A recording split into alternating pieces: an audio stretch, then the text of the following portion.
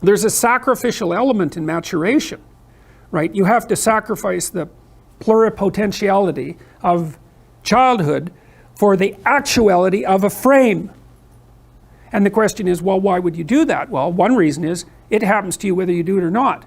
You can either choose your damn limitation, or you can let it take you unaware when you're 30, or even worse when you're 40. And then that is not a happy day. And I see people like this, and I think it's more and more common in our culture because people can put off maturity without suffering an immediate penalty. But all that happens is the penalty accrues, and then when it finally hits, it just wallops you, because when you're 25, you can be an idiot. It's no problem.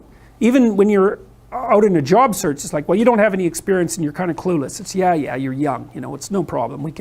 That's what young people are like, but they're full of potential. Okay, well, now you're the same person at 30. It's like people aren't so thrilled about you at that point. It's like, what the hell have you been doing for the last 10 years? Well, I'm just as clueless as I was when I was 22. It's, yeah, but you're not 22. You're an old infant, right? And that's an ugly thing, an old infant. So part of the reason you choose your damn sacrifice, because the sacrifice is inevitable, but at least you get to choose it. And then there's something that's even more complex than that in some sense, is that the problem with being a child is that all you are is potential, and it's really low resolution. You could be anything, but you're not anything.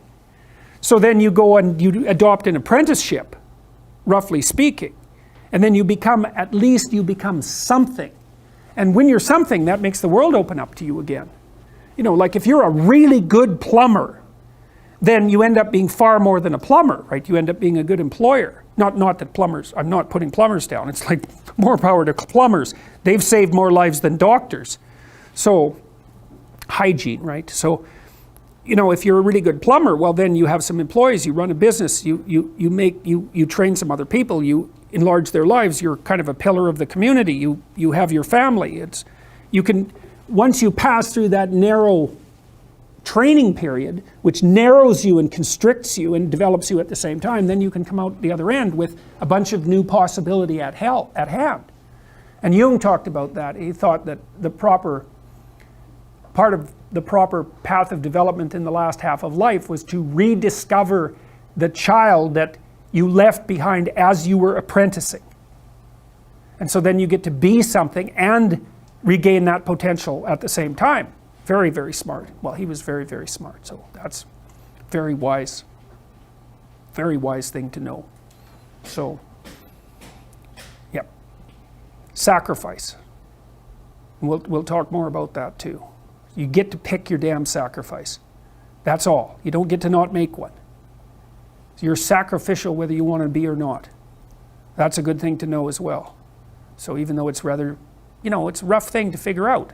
You can go to university to not be something instead of going to university to be something. And it's Pleasure Island. And the price you pay for it, especially in the US, is debt. And you're enticed into it because the administrators can pick your pocket. So they rob your future self while allowing you to pretend that you have an identity, right? Very nasty. And you can't declare bankruptcy with your student loans in the US. It's indentured servitude. And it's precisely Pleasure Island. It's exactly that. And so tuition fees have shot way out of control. And part of the reason that universities don't make more demands on their students and let them get away with all the things they let them get away with is because they're basically, why the hell would you chase them out? They're $100,000 or more. So they can do whatever they want as long as you get to sell them to the salt mines. Right. So, and it's not the only reason, because the other thing that's happened is that the rate of technological transformation is so fast now, and the rate of turnover of things is that it is genuinely harder for people who are, say, 18 to 20. When I was a kid, roughly speaking, the kind of rough patch for life was probably 14 to 17, something like that. Now I think it's 18 to 25. Something like that. And I think the reason for that is that all the jobs that the bloody hippies complained about being doomed to in the 1960s have now disappeared. Their problem was, oh my God, I'm going to have to work for a corporation and get a salary for the rest of my life. And then I'll just end up in it with a pension and that'll be my whole life. It's like, well, it seems like a lot better deal than an endless round of part-time Starbucks jobs. So, you know, some of it is that. It's there's a space now in our culture that is lacking for people to make that transformation from adolescence into adulthood. And so it's the cost of that is forestalled. It's not a good thing. It's not a good thing. Do you think this is affecting employers maybe in choosing younger people for a job? Maybe saying that they're seeing this slower maturation, or they're saying that this person's got a degree from U of T, but I've heard bad things, that degrees aren't worth it. Well, there's a couple of problems with the degrees, is that everyone has one. That's the first one. Because scarcity matters, obviously. The second thing is that the match between the degree and the workplace has become less and less self-evident.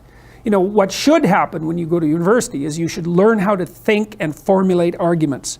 You should learn to think, speak, and write. That's what the humanities are for. They're to make you dangerous, right? Because if you can think and speak and write, you're deadly. In a complex job, you're exactly what's necessary. But if you don't have that, it's like, what the hell good is the degree? So, I mean, degree in English literature doesn't prepare you for a job. It could make you think, write, and speak, which prepares you for any complex job, and that's what's supposed to happen. But increasingly, I think that doesn't happen. And the employers are waking up to this very rapidly. So, and they've already known that for most complex positions, they have to train their people. Now they're thinking,